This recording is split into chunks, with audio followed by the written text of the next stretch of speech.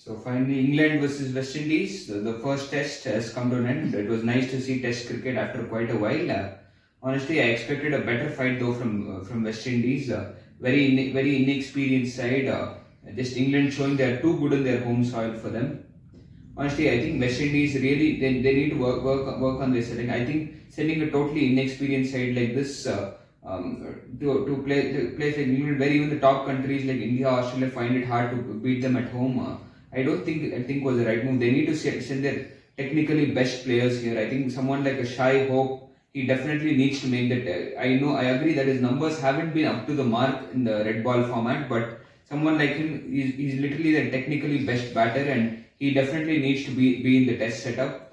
And I think Roston Chase is somebody again who I rate highly in terms of skill, and I think he needs to be there in the test team as well.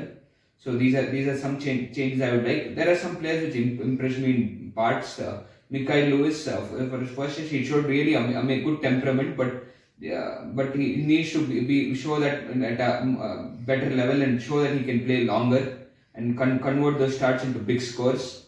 So he was someone who impressed me, and others as well. Cavum Hodge impressed in places, and then we have Athanes, who again showed really good solid defense, but again none of them could convert their starts. Even Holder showed good resistance in that second innings, but just towards the end of the day he threw it away to that bouncer. So yeah, they are able to show some character, but you have to bat longer, and you have to show that resistance for a longer period, and that's what you need, and I think that's what West Indies are lacking.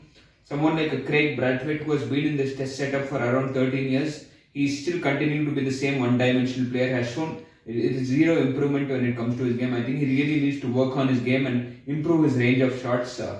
I think that someone like him, after being the side for so long, not showing any improvement is something really disappointing, and he really needs to work on his game and as a captain stand up for the West Indies in this format. So yeah, overall, yeah, disappointing from the West Indies, but their bowlers, they are fine. I won't say like great, but they show good spells in parts. But again, they are not able to consistently hit their mark. Someone like a Shamar Joseph, I think he needs to be managed well. Again, for his action, he again had to walk off in the middle, and he's a special talent. We know the magic he did in that Australia series, and he's somebody who really they have to invest on, and they have to manage him well. And I think he's one of the biggest positives. And even Gujakesh Motie, the balls he bowled to Ben Stokes and Joe Root to get those speech deliveries to get such quality players. He was again impressive from the T20 World Cup. He has shown that he can be a versatile bowler for West Indies across all formats as a good spin bowling option. So he's another somebody who impressed me. And for England, Jamie Smith on debut was really impressive.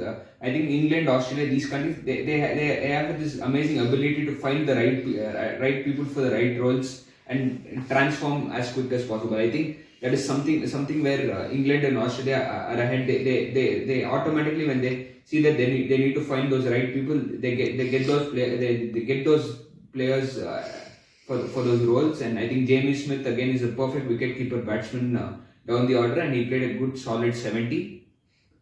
And of course, Gus Atkinson taking a 7-4 on debut, and he was really impressive for his first game. The accuracy with which he bowled was really amazing, and West Indies batters found it really hard against him as well.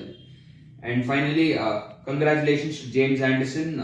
He's one of the absolute goats when it comes to this format. 188 test matches, 704 test wickets, the third highest wicket taker ever in test match cricket, and such longevity for a fast bowler in test cricket is just incredible. He has played this format since 2002, and still he has been shown that resistance at the age of 41.